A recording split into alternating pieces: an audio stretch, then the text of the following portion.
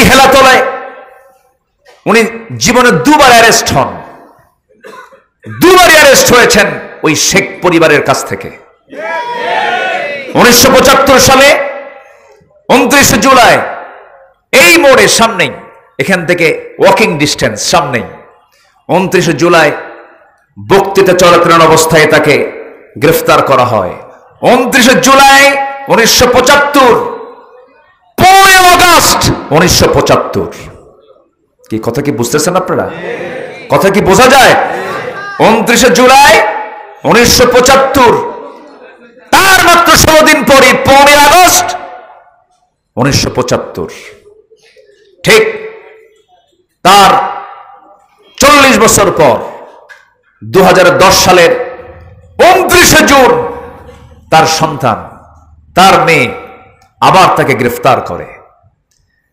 অকারণে, বিনা কারণে একজন নগণ্য গোলাম, আমাকে মানুষ আলেম মনে করে, আমি যদিও কিছু না, আমি ভাঙ্গাচোরা মানুষ, কিন্তু অবশ্যই এই মাজলুমদের পক্ষে কথা বলার দরকার। আমি মনে করি ইমানি দায়িত্ব, দায়িত্ব আছে না নাই? আল্লামা সাঈদীর মতো মানুষকে গ্রেফতার করা হলো কোনো কারণ ছাড়া। শেষ পর্যন্ত আমরা আসার একটা আশা ভরসা ছিল আমাদের যে উনি আবার বের হবেন, দ্বীনের এই প্ল্যাটফর্মে, তাফসীর মাহফিলের প্ল্যাটফর্মে বসে দ্বীনের কিছু কথাবার্তা বলবেন, শুনবো আমরা চিত্ত ভরে। এটা তাদের মাস্টার প্ল্যান, দিল্লির প্রেসক্রিপশনে 2024 সালের মাঝামাঝি সময়ে তাকে জেলখানা থেকে চিকিৎসার নাম করে সেখান থেকে ধরে এনে হসপিটালে ভর্তি করা হলো, বিষ প্রয়োগ করে, পয়জনিং করে তাকে শহীদ করা হয়েছে। আমরা তাফসীর মাহফিলের এই প্ল্যাটফর্ম থেকে, স্মৃতিময় জায়গা থেকে, হেলাতলার এই স্মৃতিময় জায়গা থেকে সুস্পষ্ট ভাষায় জানান দিতে চাই, আল্লামা সাঈদীর হত্যার সঙ্গে যারাই জড়িত চূড়ান্ত শাস্তি নিশ্চিত করা হোক, চূড়ান্ত পানিশমেন্ট নিশ্চিত করা হোক। এই মতের পক্ষে রাজি আছেন কারা কারা? হাত উঁচু করে দেখা। আমি কোরআনের সুর মাঝে শুনেছি যে নাম, আজানের সুর মাঝেও শুনেছি সে নাম। ও নাম শুনেছি আমি আমার হৃদয়, হে রাসূল নবীজি তোমায়, হে রাসূল নবীজি তোমায়। সবাই বলি সাল্লাল্লাহু আলাইহি ওয়াসাল্লাম।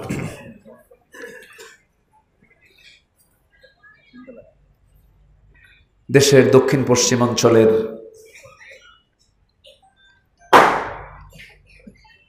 ঐতিহ্যবাহী অঞ্চল খুলনার সিটি এরিয়ার হেলাতলা, সোনাপট্টি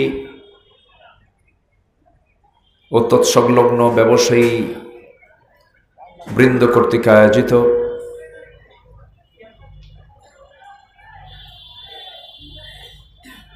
হেলাতলা রোড সংলগ্ন এই মাঠে অনুষ্ঠিত বার্ষিক ওয়াজ মাহফিল 2025 মহৎ আয়োজনের সম্মানিত সুযোগ্য সভাপতি, ঐতিহ্যবাহী দারুল উলুম মাদ্রাসার সম্মানিত মুহাদ্দিস, হেলাতলা জায়ে মসজিদের সম্মানিত ইমাম খতিব, নন্দিত আলেম দ্বীন মাওলানা মুফতি হুসাইন আহমদ সাহেব, আজকের এই মহৎ আয়োজনের সম্মানিত বরেণ্য অতিথি, প্রথিতযশা রাজনীতিবিদ জনাব শফিকুল আলম তুহিন সাহেব, আজকের মাহফিলের বরেণ্য আলোচক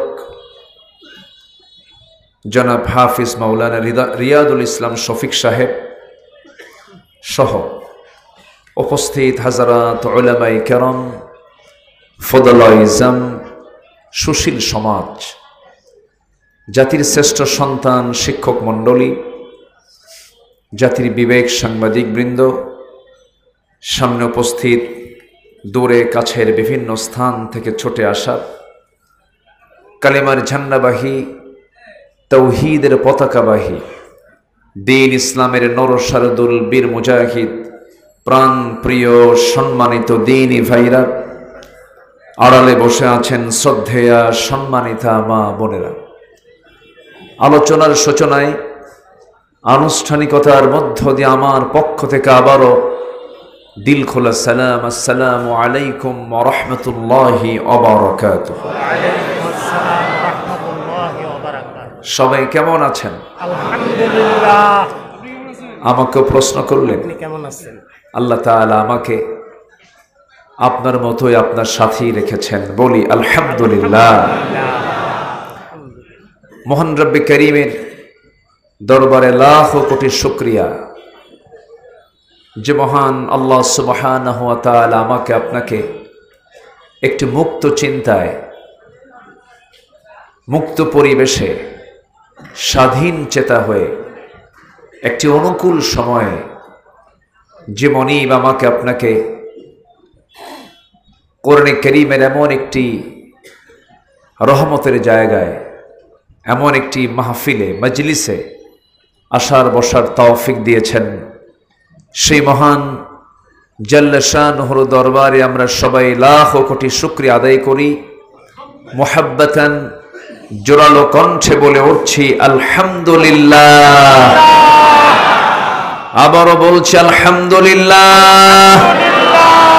চিৎকার মেরে বলছি আল্লাহুম্মা ইন্নী আসআলুকা আল হুদা ওয়াত তুকা ওয়াল আফাফা ওয়াল গিনা। সবাই বলি আল্লাহুম্মা আইন্নি আলা যিকরিকা ওয়া শুকরিকা ওয়া হুসনি ইবাদাতিকা। আমরা আল্লাহ তাআলার শুকর আদায় করে নিলাম। সম্মানিত হাজিরিন, আমি আলোচনার সূচনায় আমার অভ্যাস অনুযায়ী মদিনায় নাজিল হওয়া একটি সূরা, সূরাতুল বাইয়িনা থেকে আমি তিনটি আয়াতে কারীম আমি তেলাওয়াত করেছি। এই তিনটি আয়াতকে সামনে রেখে কিছু কথা বলতে চাচ্ছি। আমাকে সময় দেওয়া যাবে তো? জোরে বলি ইনশাআল্লাহ। আমরা কোরআন শুনতে এসেছি, আমরা ভাগ্যবান, বলি আলহামদুলিল্লাহ। কোরআন শুনতে বাধা দিয়েছে যুগে যুগে। আবু জেহেল সেই সময় বাধা দিয়েছিল। আবু জেহেল হেরে গেছে, রাসূলকে আল্লাহ পাক বিজয় দিয়েছেন। বিগত 16 বছর আমরা কোরআন থেকে কথা বলতে গিয়ে বহু বাধার সম্মুখীন হয়েছি। বড় বড় মাহফিল বলতে যা বোঝায়, সেই মাহফিলগুলো মূলত করতে দেওয়া হয়নি। আলহামদুলিল্লাহ, আল্লাহর মেহেরবানি, এবছর ঐতিহাসিক যে মাহফিলগুলো সব সফলভাবে 2025 সালে অনুষ্ঠিত হয়েছে। যেরকম বিশ্ব ইসলামী আন্দোলনের অন্যতম সিপাহসালার শহীদ আল্লামা দেলওয়ার হুসাইন সাইদ রাহিমাহুল্লাহর স্মৃতি বিজড়িত চট্টগ্রামের প্যারেড ময়দানের যে মাহফিল, রজব আলী ময়দান যেটাকে বলা হয়, 1977 থেকে নিয়ে 2006 সাল পর্যন্ত একটানা 29 বছরও তিনি মাহফিল সেখানে চালিয়েছেন। 2007 থেকে নিয়ে 2024 পর্যন্ত ফেরেশতারা ওই মাহফিল করতে দেয়নি। 18 বছর। ফেরেশতা কেন বললাম? ফেরেশতাও চোখে দেখা যায় না, 4 অগস্টের পর থেকে নিয়ে আজ পর্যন্ত এদেরকেও চোখে দেখা যাচ্ছে না। এই জন্য ফেরেশতার একটা বৈশিষ্ট্য এদের মধ্যে আছে, ফেরেশতাও দেখা যায় না, এদেরকেও আর দেখা যাচ্ছে না। সম্মানিত ভাইয়েরা, সেই মাহফিল 2025-এ আল্লাহর মেহেরবানি, আমি নগণ্য গোলাম, 5 দিন মাহফিলের একদিন আমি সেখানে ছিলাম। আলহামদুলিল্লাহ। সিলেটের আঞ্জুমানে খেদমতে কোরআনের যে মাহফিলটা অনুষ্ঠিত হতো, এটাও প্রায় 1 যুগ ধরে বন্ধ ছিল, এটাও এবার চালু হয়েছে, আমি ছিলাম। উত্তরবঙ্গের সবচেয়ে বড় যে মাহফিল দারুল আমান ট্রাস্ট পাবনা, যে মাহফিলটা, এটাও আমাকে 2014 সাল পর্যন্ত আমি গিয়েছি, এরপর 2024 পর্যন্ত 10 বছর আমাকে ঢুকতে দেয়নি। 2025-এ এবার এটা সম্পূর্ণ হয়েছে। এই যে মাঝখান থেকে জাতিকে কোরআন শেখা থেকে যে দূরে রাখা হলো, এটার জন্য জবাব দিতে হবে কার আদালতে? আল্লাহর আদালতে। আসতে বলবেন না, কার আদালতে? এতে কোনো সন্দেহ আছে? এদের উপরে পড়েছে কোরআনের লানত। কিসের লানত পড়েছে? আল্লাহর লানত পড়েছে এদের উপরে, কোরআনের জন্য লানত পড়েছে। সম্মানিত ভাইয়েরা, সম্মানিত বন্ধুগণ, উঠতে একটু দেরি হলো। শহরের মানুষ তো একটু দেরিতেই ঘুমায়। যদি একটু সময় নিয়ে কথা বলি, আমাকে সময় দেওয়া যাবে তো? ইনশাআল্লাহ। জোরে বলি ইনশাআল্লাহ। ইনশাআল্লাহ। আজকে দেখেন, এই মাহফিল কমিটির কোনো টেনশন নাই, থানায় যাওয়া লাগে নাই, অনুমতিরও প্রয়োজন নাই, বরঞ্চ থানা থেকেই ফোন দিয়ে বলে কিছু লাগবে কি? ঠিক কিনা বলেন? এটা বলছে। এই 8-9 মাস যাবত জঙ্গির কোনো নাটকও নাই, আছে কোথাও? কোথাও দেখছেন যে এরকম জঙ্গির আস্তানা খুঁজে পাওয়ার পর সেখানে র্যাব, চিতা, কোবরা গিয়ে হাজির হয়েছে? পাইছেন কোথাও? কেন নাই? এই জঙ্গি নাটকের যিনি নাট্যকার, তিনি এখন দেশে নাই, দিল্লি গিয়ে বসে আছেন, এই জন্য নাই। বহু কিছু করা হয়েছে। যাই হোক, প্রসঙ্গক্রমে কথা তো আসবেই, আসতেই পারে, কারণ তারা কোরআনকে অচল করতে চেয়েছিল, আল্লাহ তাদেরকে অচল বানায় দিয়েছেন,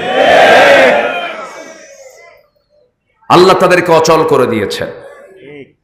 সম্মানিত বন্ধুগণ, সম্মানিত ভাইয়েরা,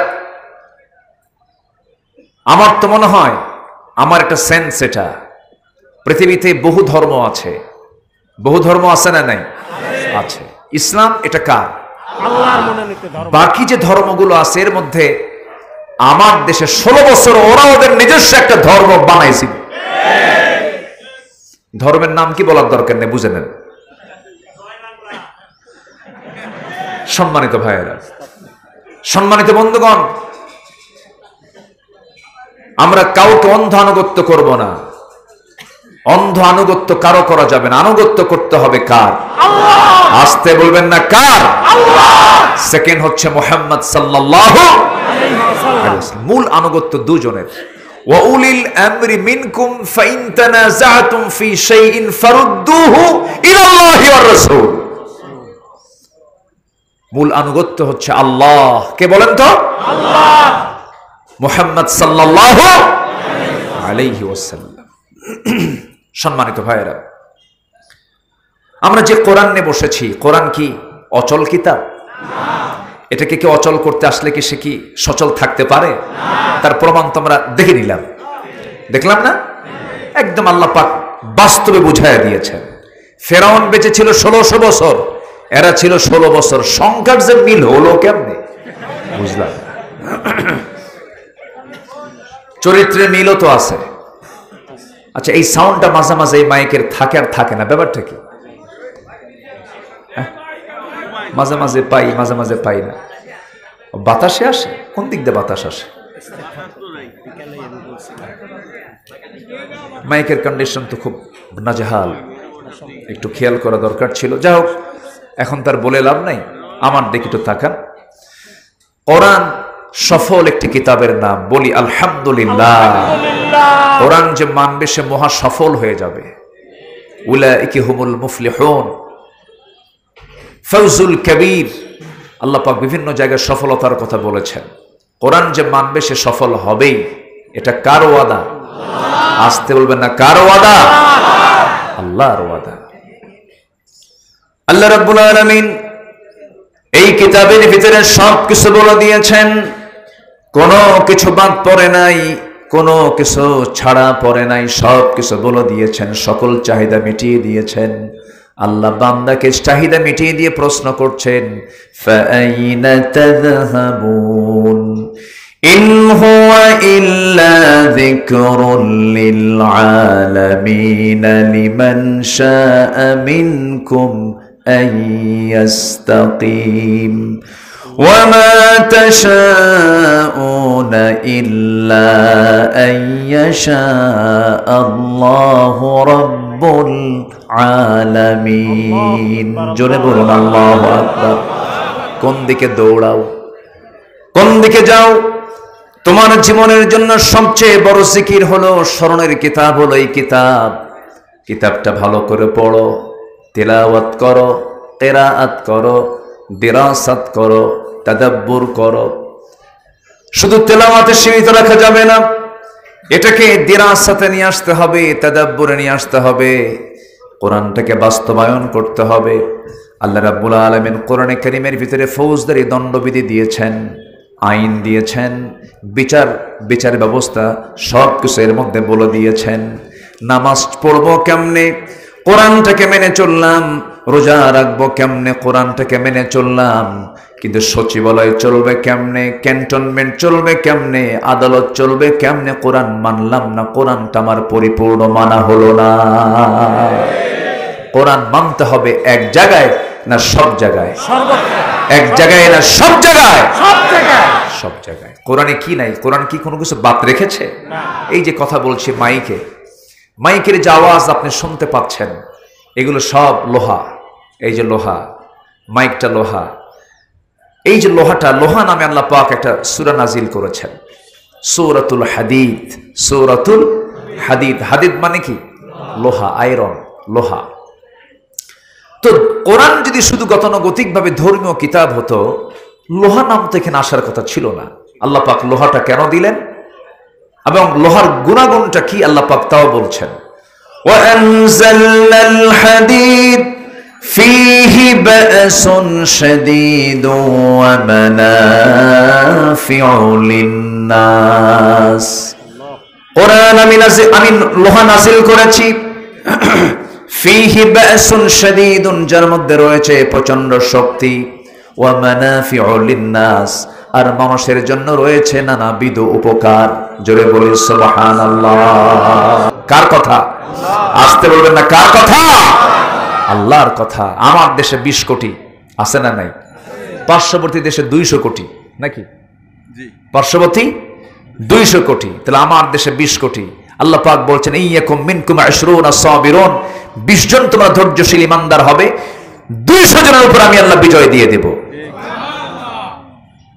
আমার মন বলছে গজওয়াতুল হিন্দের দিকে এগিয়ে যাচ্ছে পৃথিবী।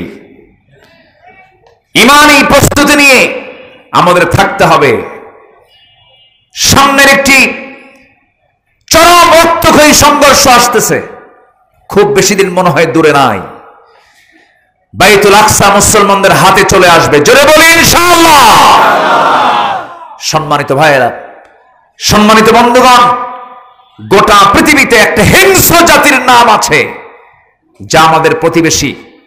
আমাদের অত্যন্ত ভাগ্যটা আমাদের বিপরীত, আমরা ভালো প্রতিবেশী পাইনি। ভৌগোলিক দিক থেকে ফিলিস্তিন যতটুকু না সুবিধায় আছে, তার চাইতে বেশি সুবিধায় আমরা আছি। আমাদেরকে সতর্ক থাকতে হবে। চতুর্দিকে মুশরিক, একদিকে খোলা আছে বঙ্গোপসাগর। এই মোকাবেলার জন্য আমাদের সংখ্যার দিকে তাকানোর দরকার নাই, অস্ত্রের দিকে তাকানোর দরকার নাই। আমাদের সবচেয়ে বড় অস্ত্র হচ্ছে আমাদের ঈমান। ঈমান, ঈমান, ঠিক কিনা বলেন? ছোট্ট দুইটা বাচ্চা মাজ মোয়াজ। গায়ে বল আছে? গায়ে বল ছিল না, কি ছিল? জোরে কর, আরো জোরে কর। রাসূল তাদেরকে পারমিশন দিয়েছেন গায়ের জোর টেস্ট করে না, ইমানের জোর টেস্ট করে। ইমানের জোর টেস্ট করে বদরে চলে গেছেন। 313 জন সাহাবীর ভিতরে এই ছোট্ট দুইটা বাচ্চা আছে। লাইনে লাইনে দাঁড়ায় গেছে মুজাহিদরা, প্রথম কাতারে ছোট্ট দুইটা বাচ্চা দাঁড়ায় গেছে। দুজন দুই দিকে, মাঝখানে এক সাহাবী। তাকে ডাক দিয়ে বলে, আচ্ছা চাচা, আবু জেহেল কই? বলে, আবু জেহেল দিয়ে কি করবা? যে আমাদের যুদ্ধ আসার মূল টার্গেট একজনই, আমরা কারোর সঙ্গে আজকে লড়াই করতে চাই না, কারো বিরুদ্ধে আজকে লড়াই করতে আসিনি। কার বিরুদ্ধে? আবু জেহেল। কেন? রাসূলকে খুব কষ্ট দিয়েছে শুনেছি। মোহাব্বতটা দেখছেন, কি ভালোবাসা দেখেন। আজ পর্যন্ত আমার দেশে শাতেমে রাসূলকে বহু কুলাঙ্গার গালি দিয়েছে, একটারও বিচার কিন্তু হয়নি। প্রচলিত নেতাকে গালি দিলে বিচার হয়, রাসূলকে গালি দিলে কোনো বিচার হয় নাই। আমার এই দেশে কোন কুলাঙ্গার এই দেশ থেকে তারা বের হতে পারবে না। আমরা প্রতিটি নাস্তিক যারা বুক উঁচু করে আল্লাহর বিরুদ্ধে, নবীর বিরুদ্ধে কথা বলেছে, চূড়ান্ত শাস্তি আমরা দেখতে চাই। এমন আইন পাশ করার দরকার আছে না নাই? ছোট্ট দুইটা বাচ্চা বলতেছে, চাচা আবু জেহেল কই? বলে যে কি করবা? যুদ্ধ আমরা তার বিরুদ্ধে করতে এসেছি, শুধু দেখা দেন, খায়া ফালামো। কি কথা কি বুঝতেছেন? শুধু দেখা দেন। সাহাবী আশ্চর্য হয়ে বলতেছে, তাই? হ্যাঁ। কই যে ঘোড়ার পিঠে দুই দিকে দু পা ছেড়ে দিয়ে চতুর্দিকে তার বাহিনী তাকে পাহারা দিচ্ছে, ওটাই হলো কুরাইশদের নেতা আবুল হাকাম না আবু জেহেল? বলেন বলেন বলেন। আবুল হাকাম কার নাম? ওরই নাম, কিন্তু কোরআন মানে নাই, কি হয়ে গেছে?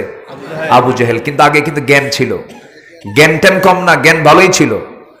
এই আবু জেহেল উটের পায়খানা দেখে বলতে পারতো এটা কোন গোত্রের উট, মানুষের পদচিহ্ন দেখে বলতে পারতো এটা কোন গোত্রের লোকের পদচিহ্ন। এটা মেধাবী ছিল। যখন বলেছে ওটাই হচ্ছে কাফিরদের নেতা, কুরাইশদের নেতা আবু জেহেল, বলতে দেরি, যেতে দেরি হয়নি। গায়ের জোরে না ইমানের জোরে? বলেন বলেন বলেন বলেন। তাহলে আমার কিসের জোর চাই? বলেন বলেন, আরো জোর। কিসের জোর? ইমানের জোর। ছোট্ট দুইটা বাচ্চা ইমানের বলে বলিয়ান হয়ে সামনের দিকে ঝাঁপিয়ে পড়ল। ছোট্ট দুইটা বাচ্চাকে কেউ তেমন ভাবে লক্ষ্য করলো না, অবজ্ঞার চোখে দেখলো। দুই দিকে দুই পা ছেড়ে দিয়ে আবু জেহেল বসে আছে ঘোড়ার পিঠে, দুই দিকে ছোট্ট দুইটা বাচ্চা ছোট্ট তরবারি নিয়ে পজিশন ঠিক করতেছে। এমন সময় আল্লাহু আকবার আওয়াজ দিয়া দুই ভাই সজোরে আবু জেহেলের দুই পায়ে সজোর আঘাত করেছে। আবু জেহেল ওই যে ঘোড়ার পিঠ থেকে ধরাশয়ী হয়ে জমিনে পড়েছে। কোমর সোজা করে আবু জেহেল আর কোনোদিন দাঁড়াতে পারে নাই। দাপুটে তিন নেতা নমরুদ শেষ হলো মশার কামড়ে। দাপুটে নেতা ফেরাউন খতম হয়েছে। আল্লাহ রাব্বুল আলামিন তাকে পানিতে চুবায় মেরেছেন। এবং দাপুটে নেতা আবু জেহেলকে আল্লাহ পাক খতম করে দিয়েছেন নাবালক সন্তানের হাতে। আবু জেহেল ধরাশয়ী হয়ে গেল। কিন্তু এইদিকে বড় ভাই মুআজকে সমস্ত কাফেররা চতুর্দিক থেকে অ্যাটাক করে ফেলল। একজন কাফের এসে পিছন দিক থেকে তার ডান হাত আঘাত করলো। এক আঘাতে তার ডান হাতটা চামড়ার সঙ্গে ঝুলতে লাগলো। ঝনঝন করে তরবারি হাত থেকে পড়ে গেল। থামালেন না যুদ্ধ। ছোট্ট বাচ্চা দৌড় মেরে গিয়ে বাম হাতে তরবারি তুলে নিয়েছেন। বাম হাতে যুদ্ধ চালাতে গিয়ে দেখা গেল ডান হাতটা ঝুলন্ত হয়ে আছে চামড়ার সঙ্গে। ঝুলন্ত হাতটা সে বাম হাতে বারবার ধাক্কা খায়। তরবারি চালাতে কষ্ট হয় মনে করে ডান হাতটা বাম পায়ের নিচে রেখে এত জোরে টান মারলেন, হাত ছিটকে পড়ে গেছে। বাম হাতে যুদ্ধ চালালেন। বাম হাত পিছন থেকে আরেকজন কাফের এসে তার বাম হাত আঘাত করলো, বাম হাতটাও কেটে ফেললো। তরবারি ঝনঝন করে পড়ে গেল। ওই যে বড় ভাই মুআজ দুনিয়া থেকে বিদায় নিয়ে নিলেন এবং দুনিয়াবাসীকে জানান দিয়ে দিল, দুনিয়ার মুসলমান আল্লাহর দিনকে বিজয়ী করার জন্য, রাসূলের আদর্শকে বিজয়ী করার জন্য হাসি মুখে জীবন এমন করেই দিতে হয়। জোরে বলি সুবহানাল্লাহ, আরো জোরে বলি সুবহানাল্লাহ। গর্ব করা যাবে না, একমাত্র ভরসা করব আমরা কার কাছে? আল্লাহর কাছে। আমার বন্ধুগণ, বিজয় আল্লাহ দিবেন। অহংকারী কখন আল্লাহর প্রতি ভরসা রাখতে পারে না। আল্লাহ রাব্বুল আলামিন বলেন, ওয়া আলাল্লাহি ফাতাওয়াক্কালু ইন কুনতুম মুমিনিন। জোরে বলুন আল্লাহু আকবার। নাম্বার 3 হলো ইবাদতে বিনম্র হয়ে আল্লাহর সামনে দাঁড়াতে হবে, বিনম্রতা অবলম্বন করতে হবে। আল্লাহ রাব্বুল আলামিন বলছেন, ওই সমস্ত বান্দার জন্য সফলতা যারা বিনয়ী হয়ে নামাজে আমার সামনে দাঁড়ায়। আল্লাহ রাব্বুল আলামিন বলেন, ক্বাদ আফলাহাল মুমিনুন আল্লাযীনা হুম ফি সালাতিহিম খাশিউন। জোরে বলুন আল্লাহু আকবার। নামাজ পড়ব কয় ওয়াক্ত? আসতে বলবেন না, কয় ওয়াক্ত? একা না জামাতে? বোঝে না না বুঝে? জেনে না না জেনে? তাড়াতাড়ি না আস্তে আস্তে? মনোযোগে না উদাসীনতায়? সুন্দর করে নামাজটা পড়তে হবে। জেনে রাখবেন, যার নামাজটা যত সুন্দর হবে তার ঈমানটা তত সুন্দর হয়ে যাবে। নামাজটা হতে হবে অসময়ে না সময়ে হতে হবে? বলেন, আস-সালাতু আলা ওয়াক্তিহা ইন্নাস সালাতা কানাত আলাল মুমিনিনা কিতাবাম মাওকুতা। আমার বন্ধুগণ, এই জন্য মুখলেস হওয়ার জন্য, বিশুদ্ধ চিত্ততা ভিতরে নিয়ে আসার জন্য 10টা উপায় আমি বলতে চেয়েছি। নাম্বার 1 বললাম, মনে আছে তো সবার? অবৈধ লোভ থাকা যাবে না, অবৈধ লোভ থাকা যাবে না।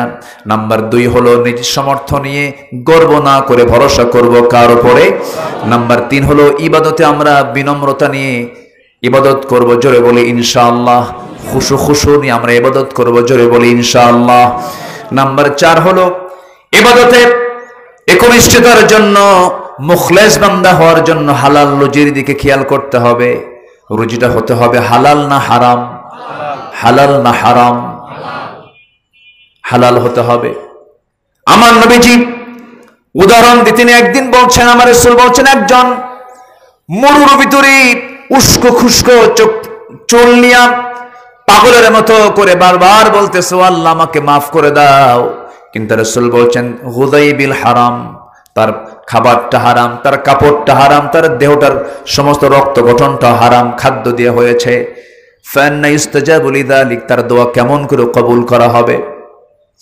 এই জন্য আমার বন্ধুগণ, মুখলেস বান্দা হওয়ার জন্য আমি কোন খাবারটা খাচ্ছি সেই খাবারের দিকে আমাকে খেয়াল করতে হবে। মিন আইনা ইকতাসাবাহু, আমি কোন জায়গা থেকে এটা কামাই করলাম, কোথায় ব্যয় করলাম, এই বিষয়ে আমাকে আপনাকে সচেতন হতে হবে। আল্লাহ রাব্বুল আলামিন বলেন, ইয়া আইয়ুহান নাসু কুলু মিম্মা ফিল আরদি হালালান তাইয়্যিবা। জোরে বলুন আল্লাহু আকবার। তোমরা হালাল খাবার খাও, হালাল কিছু তোমরা গ্রহণ করো। নাম্বার 5 হলো শয়তানের প্ররোচনা থেকে বাঁচার জন্য আল্লাহর কাছে দোয়া করতে হবে। আল্লাহ দোয়া শিখিয়ে দিয়েছেন, ওয়াকুর রাব্বি আউযু বিকা মিন হামাযাতিশ শায়াতিন। জোরে বলুন আল্লাহু আকবার। নাম্বার 6 হলো আত্মপ্রশংসায় নিমজ্জিত হওয়া যাবে না। দেখবেন কিছু কিছু লোক আছে শুধু নিজের প্রশংসা করে, এমন লোক আছে না নাই? বলেন। ইখলাসের সঙ্গে সাংঘর্ষিক এটা। যে মুখলেস বান্দা হবে সে সবার চাইতে নিজেকে নগণ্য মনে করবে, আমি নগণ্য গোলাম। এলেম থাকলেও সে বলবে আমার তেমন কোনো এলেম নাই। সে নিজেকে অযোগ্য ভাববে, নিজেকে নগণ্য মনে করবে, মানুষ তাকে যোগ্য ভাববে, কিন্তু সে নিজেকে উপযুক্ত মনে করবে। এটা হচ্ছে মুখলেসের লক্ষণ, ইখলাস থাকার লক্ষণ। ফালা তুযাক্কু আনফুসাকুম, নিজেকে তোমরা এত বড় পরহেজ মনে করতে যেও না, নিজেকে তোমরা নির্ভুল মনে করতে যেও না। আল্লাহর কথা, ফালা তুযাক্কু আনফুসাকুম। নাম্বার 7 হলো খালেস দিলে তওবা করা। তওবা করব কার কাছে? মুখলেস হব কার? কার মুখলেস বান্দা হবে? বলেন, কার মুখলেস বান্দা হব? আল্লাহর মুখলেস বান্দা হব। খালেস দিলে তওবা করব আল্লাহর কাছে। ইয়া আইয়ুহাল্লাযীনা আমানু তুবু ইলাল্লাহি তাওবাতান নাসুহা। عسى ربكم أن يكفر عنكم سيئاتكم ويدخلكم جنات تجري من تحتها الأنهار জোরে বলি আল্লাহু আকবার التائب من الذنب كمن لا ذنب له যার তওবা কবুল হয়ে যায় তার আগের জীবনের কোনো গুনাহ থাকে না জোরে কোন সুবহানাল্লাহ তওবা কবুল মানে কি তার আগের জীবনের কোনো গুনাহ থাকে না নাম্বার 8 হলো মুখলেস হওয়ার জন্য 10টা উপায়ের মধ্যে 8 নাম্বার উপায় হলো সৎকর্মে মনোযোগী হওয়া সৎকর্মে মনোযোগ দেওয়া এবং ধৈর্য ধারণ করা আল্লাহ রাব্বুল আলামিন বলছেন ওয়াসবির ফাইন্নাল্লাহা লা ইউদিউ আজরাল মুহসিনিন জোরে বলুন আল্লাহু আকবার ধৈর্য আছে যার পুরস্কার আছে তার রাগ আছে যার কি মহাক্ষতি আছে তার রাগ কি যোগ্যতা না ধৈর্য যোগ্যতা বলেন বলেন রাগ যোগ্যতা না ধৈর্য যোগ্যতা ব্যবসা করতে কি লাগে এই জুয়েলার্সের দোকানে অনেক কাস্টমার আসে এই ডিজাইন পছন্দ হয় না আরেক ডিজাইন পছন্দ হয় না আরেক ডিজাইন 7-8টা ডিজাইন দেখার পর কয় হলো না যদি রাগ খুব বেশি হয় তখন কি করবে দোকানদার কি বলেন না বুঝতেছেন না যদি রাগ দেখায় ওই কাস্টমার আর কোনোদিন তার দোকানে আসবে না এরপরও ভিতরে ভিতরে যদি একটু মন খারাপও হয় একটা গ্লুকোজ মার্কা হাসে একটা কৃত্রিম হাসি মেরে দেয় ঠিক আছে আছে না হে বলেন আছে ভিতরে ভিতরে একটু হয়তো রাখছে কিন্তু প্রকাশ হতে দেয় না এই যে ধৈর্য আছে ব্যবসা আছে ধৈর্য আছে বাড়ির বউ আছে ধৈর্য নাই বাড়ির বউ নাই পরশুদিন আমাকে এক মহিলা ফোন দিয়ে বলে হুজুর আমার স্বামী আমাকে সকালে 1 তালাক দেয় বিকেল আরেক তালাক দেয় আমি কি আসি না নাই কি কথা কি বুঝতেছেন তাহলে এটা কি ধৈর্যের পরিচয় রাগ উঠলেই তালাক মারে সমস্যা তারপরে আপনি কোন কাজটা করতে যাবেন আপনি যে কাজই করতে যান না কেন নামাজ পড়তে যাবেন কিছু কিছু মুসল্লি আছে এত ধৈর্য হারা ইমাম যদি একটু খুতবাটা একটা বিশেষ শেষ করতে হয় একটা 25-এ যদি যায় খালি ঘড়ি দেখে আছে না যে ঘড়ি দেখার দায়িত্ব কি মুসল্লির না খতিবের কার দায়িত্ব বলেন যে মুসল্লি ঘড়ি দেখে ওটা কি আদবলা মুসল্লি না বেয়াদব মুসল্লি এই কথা কি বোঝা গেল ধৈর্য নাই এগুলো করে এই জন্য প্রত্যেকটা জায়গায় যে ধৈর্য অবলম্বন করবে তার সাথে কে আছেন ধৈর্য নাই আল্লাহ ধৈর্য নাই তার সঙ্গে কে আছে বলেন কে আছে শয়তান আছে শয়তান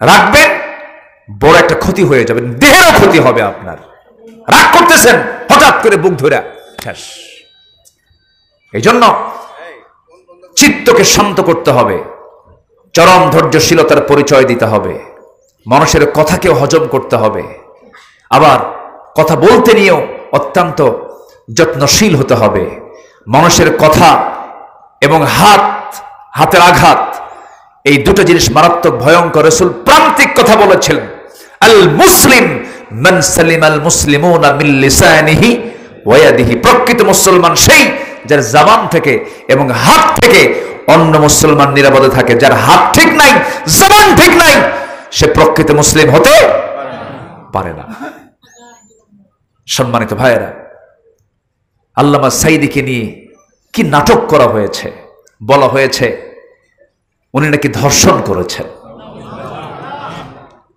উনি নাকি মানুষের বাড়িতে আগুন ধরিয়ে দিয়েছেন কিন্তু শয়তানও মানবে না শয়তান কয় আমিও মিথ্যা কথা কই এরকম মিথ্যা কথা কই না আমি কিছু সাক্ষী জোগাড় করেছিল সুখরঞ্জন বালির নাম শুনছেন তো মনে হয় সুখরঞ্জন বালির সঙ্গে আমার দেখা গত অগাস্টে তা আমি তাকে বললাম ভাই আপনি অন্য ধর্মের মানুষ আবার এই লোকটার জন্য আপনি দেশ ছাড়া হলেন 5 বছর দমদমিয়ে জেলখানায় জেল খাটছেন উনি তো বললাম যে আপনি এই কাজটা করার কি দরকার ছিল তো উনি বললেন আমি অন্য ধর্মের হতে পারি আমি কি সততাকে বিক্রি করে খাবো মনে মনে ভাবলাম আমার দেশের অনেক জালেম আলেম আছে কিন্তু বিশ্বের ইতিহাসে এমন রেকর্ড নাই যে স্বৈরাচার পালায় সাথে বাইতুল মুকাররমের খতিবও পালায়, এরকম কিন্তু নাই। মনে মনে চিন্তা করলাম এই লোকটার ঈমান নাই, কিন্তু তার ভিতরে যে শক্তি, সাহস, তার যে সততা, অনেক ঈমানদারকে সে ডিঙ্গিয়ে গেছে সততার দিক থেকে। জেল খাটছে, অনেক ত্যাগ স্বীকার করেছে, সাক্ষী জোগাড় করেছে। আল্লামা সাঈদীর বিরুদ্ধে সে সাক্ষীর জন্ম কত সালে? জন্ম হলো ৭৬ আর ঘটনা হলো ৭১। তো এই 5 বছর পরের আগের ঘটনা 5 বছর পরে জন্ম হলো, জানলো কেমনে?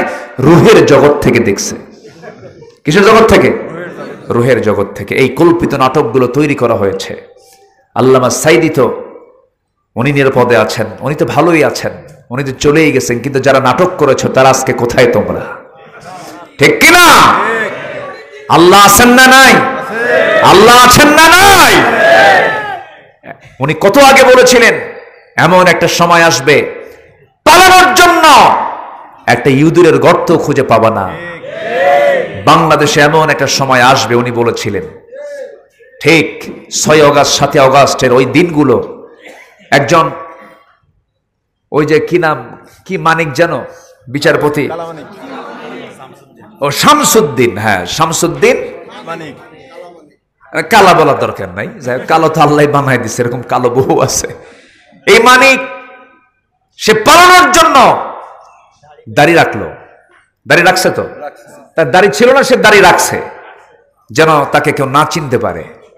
দাড়ি রেখে সুন্দর করে সাজগুজ হয়ে মৌলবাদী হইয়া, বোঝেন নাই, ওরা তো মৌলবাদী বলে গালি দিত, সে নিজে মৌলবাদী হয়েছে।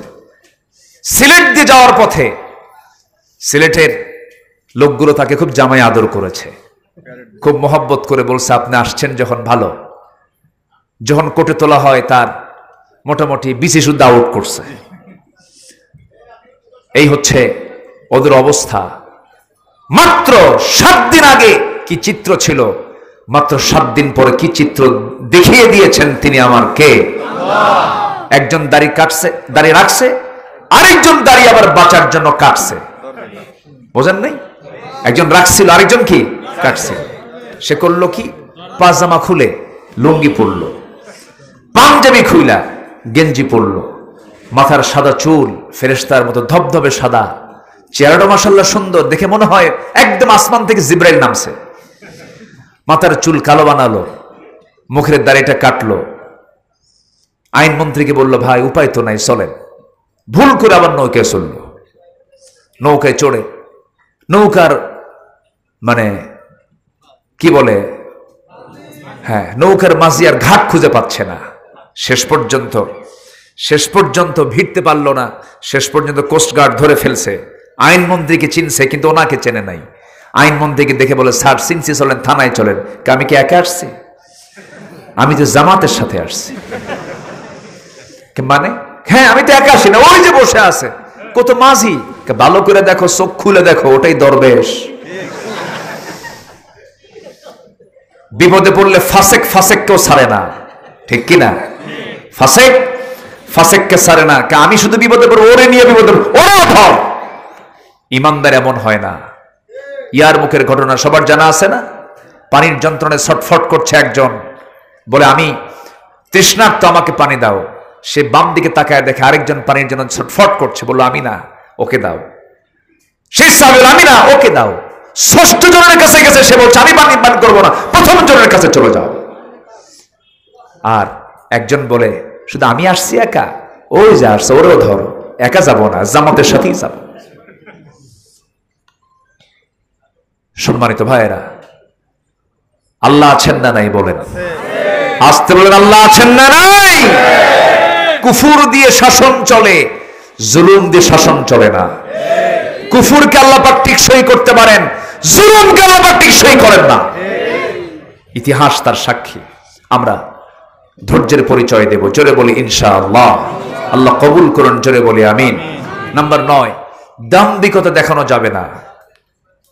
দাম্ভিকতা পতনের একটা অন্যতম লক্ষণ। ছেলেরা বলল সারা জীবন তো কোটা দিয়েই চাকরি বাকরি দিলেন, মেধার যাচাই হলো না, আমরা ঢাবির ছাত্র, দেশের সর্বোচ্চ বিদ্যাপীঠে পড়াশোনা করেছি। আমরা আর কোটা চাই না, আমরা মেধা যাচাই চাই।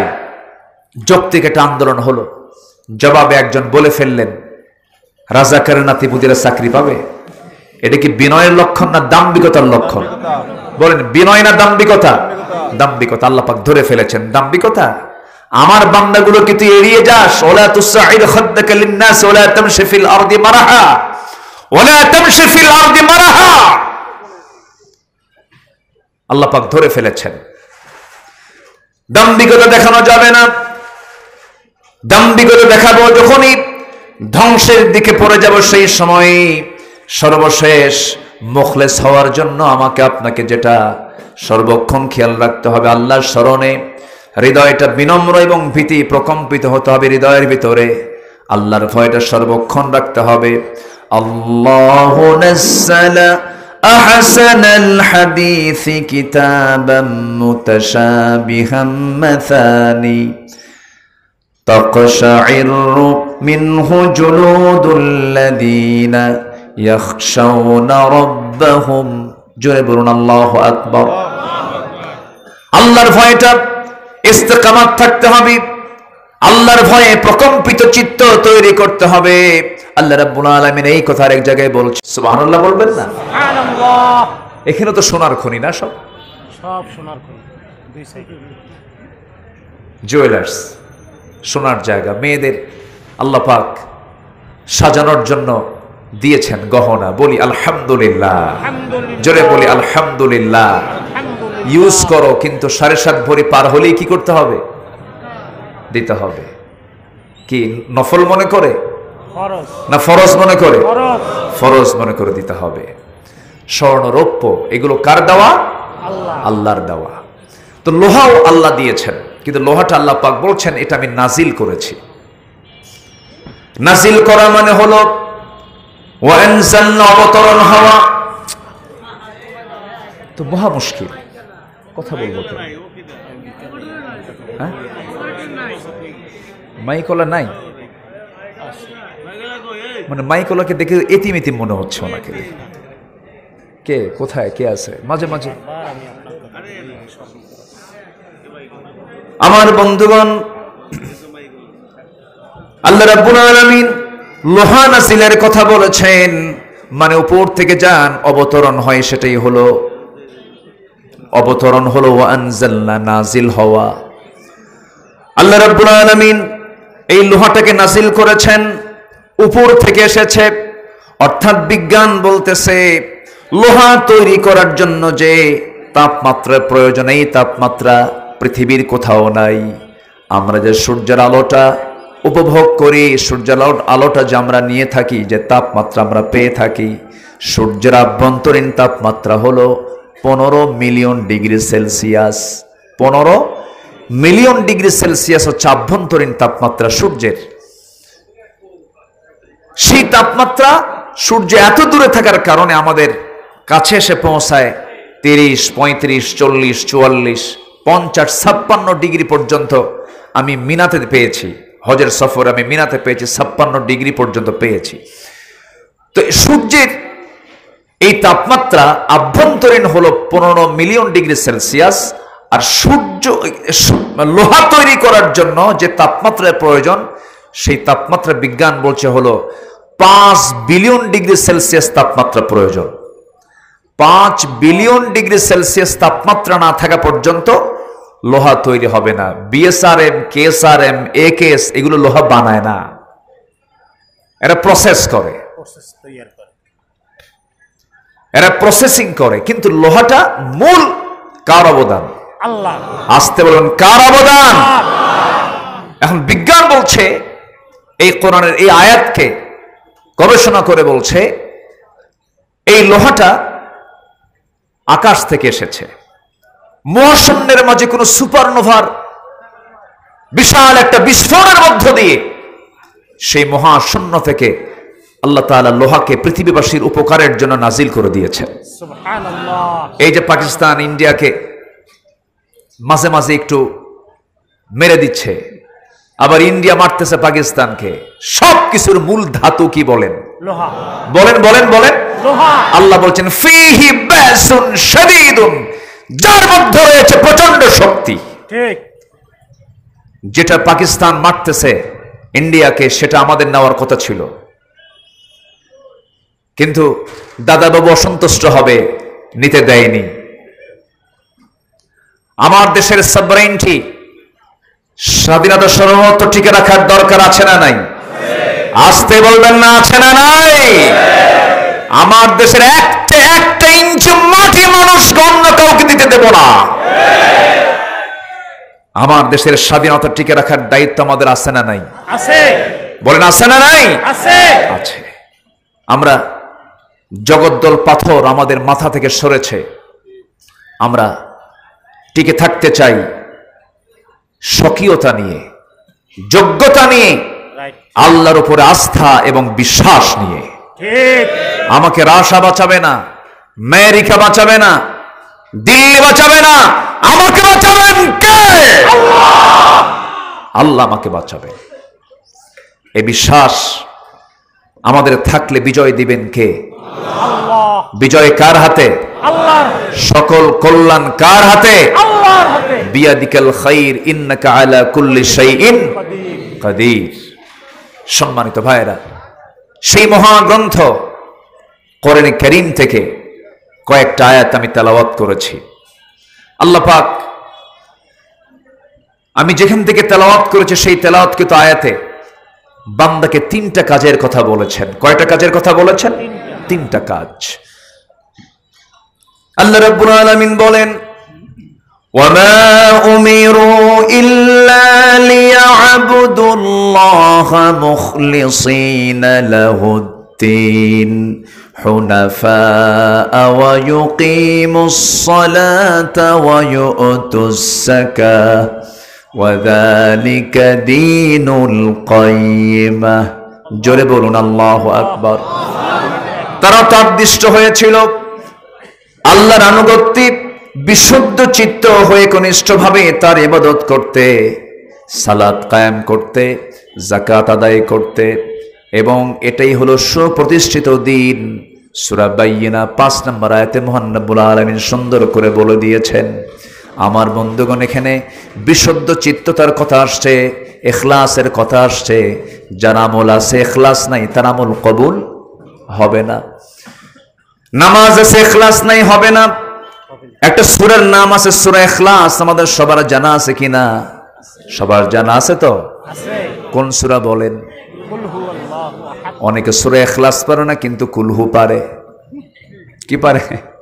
কুলহু পারে। দুটো সূরা আছে, যে দুটো সূরার নাম ওই সূরার মধ্যে সংশ্লিষ্ট সূরার মধ্যে পাওয়া যায় না। সূরা বাকারা আছে, আনতাযবাহু বাকারা। সূরা আলী ইমরান আছে, ওয়া আল ইমরান। ইয়াসিন আছে, ইয়াসিনুল কুরআনিল হাকিম। রহমান আর রহমান। আমার বন্ধুগণ, এরকম করে সব সূরার নামকরণ করা হয়েছে। সংশ্লিষ্ট সূরার ভিতর থেকে একটা শব্দকে বের করে সেই সূরার নামকরণ করা হয়েছে।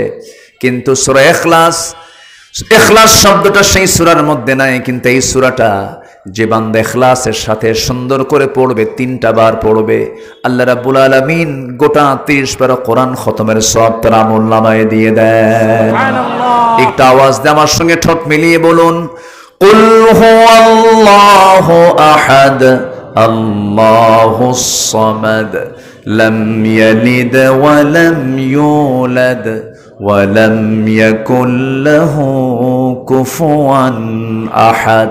3টা আয়াতের মধ্যে পরিচয়টা কার? আসতে বলবেন না, কার? এক সাহাবী সব ওয়াক্তেই একই সূরা দিয়ে নামাজ পড়ান। মুসল্লিরা নবীর কাছে গিয়ে বলছেন, ইয়া রাসূলুল্লাহ, এমন একটা ইমাম দিলেন সূরা ইখলাস ছাড়া কোনো সূরাই পড়ে না, একই সূরা বারবার পড়ে। আমার নবীজি বলেন, সাহাবী কি যেন শুনলাম? সাহাবী কেঁদে ফেলে বলছেন, ইয়া রাসূলুল্লাহ, নামাজে যখন দাঁড়াই আমার কাছে সবচাইতে প্রিয় সূরা মনে হয় সূরা ইখলাস, এজন্য বারবার এই সূরাই পড়ি। সুবহানাল্লাহ। জোরে বলি সুবহানাল্লাহ। এই সূরার মধ্যে কমপ্লিট পরিচয়টা কার?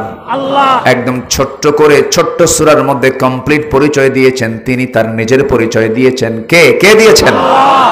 হে রাসূল আপনি বলে দেন, কুল হুয়াল্লাহু আহাদ আল্লাহুস সামাদ লাম ইয়ালিদ ওয়া লাম ইউলাদ ওয়া লাম ইয়াকুল লাহু, তার সমকক্ষ কেউ নাই, তার সমকক্ষ কেউ হতে পারে না, তার আইনের সমকক্ষ কোন আইন হতে পারে না।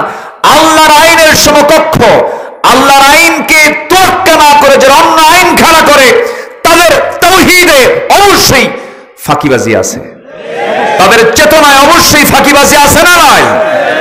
আছে, আকীদাতে সমস্যা আছে।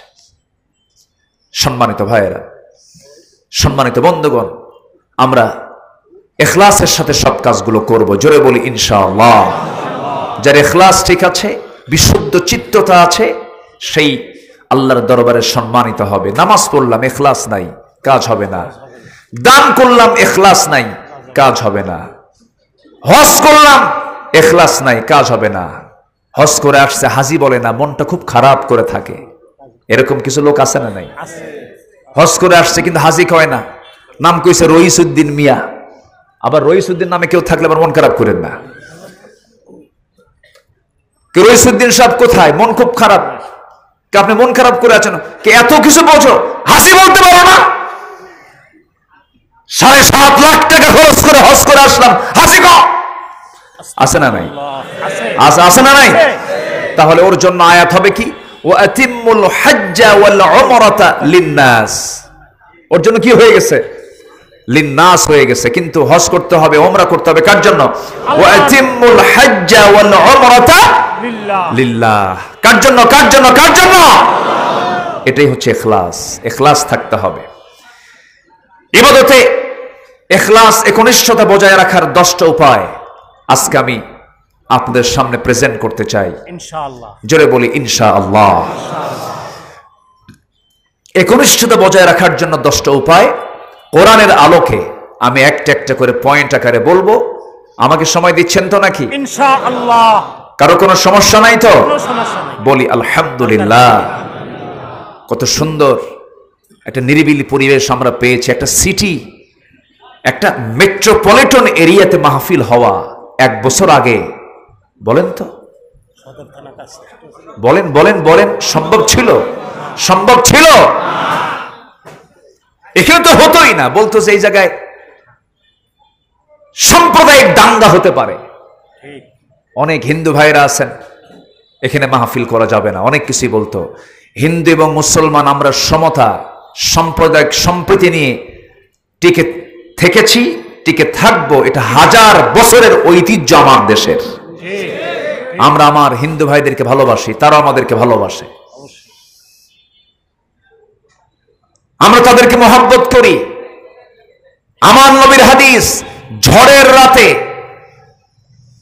একটা পাখি তার ছানাগুলোকে যেমন ঝড়ের কবল থেকে বাঁচানোর জন্য 2টা ডানা বিছিয়ে তাদেরকে আগলে রাখে, একটা মুসলমান, একটা মুসলিম সমাজে কোনো যদি অন্য ধর্মের লোক থাকে, সেই মুসলমানের দায়িত্ব হলো সেই সমস্ত সংখ্যালঘু অমুসলিমদের তাদেরকে ওই রকম করে রহমতের ডানা দিয়ে তাদেরকে আগলিয়ে রাখা। ইসলাম দিয়েছে এটা।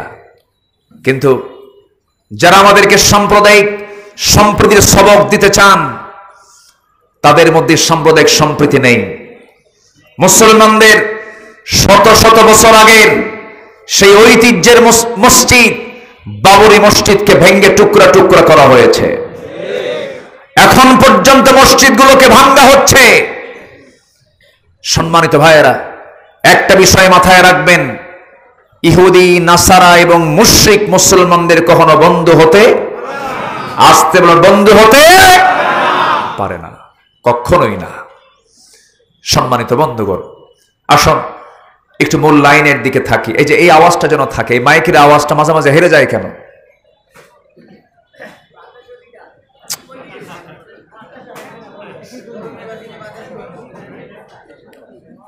সম্মানিত ভাইয়ের, এই যে আবার হারিয়ে গেছে, মাইকের আওয়াজ পাচ্ছি না তো।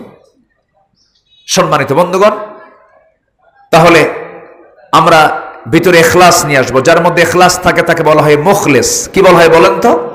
মুখলেস। খুলনার মুখলেস না, কিন্তু মুখলেস নামে লোক আছে না নাই বলেন? আছে। এই মুখলেস হতে হবে কার মুখলেস? বলেন কার? কার? আল্লাহর মুখলেস হতে হবে। বিশুদ্ধ চিত্ততার অধিকারী হতে হবে। দিল থেকে কাজগুলো করতে হবে। আমরা আল্লাহর যা কাজ করব সব মুখ থেকে করব না দিল থেকে করব? দিল থেকে করব। আমার বন্ধুগণ, একটু কান লাগাবেন। তিনটা কাজ আল্লাহ রাব্বুল আলামিন সূরা বাইয়িনার 5 নম্বর আয়াতে বলে দিলেন। নাম্বার 1 হলো তারা নামাজ কায়েম করবে, নাম্বার 2 হলো তারা যাকাত আদায় করবে, এবং প্রথমে আল্লাহ রাব্বুল আলামিন যারা স্পেশালি বলেছেন সেটা হলো ইবাদত করবে ইখলাসের সাথে। কার? আল্লাহর।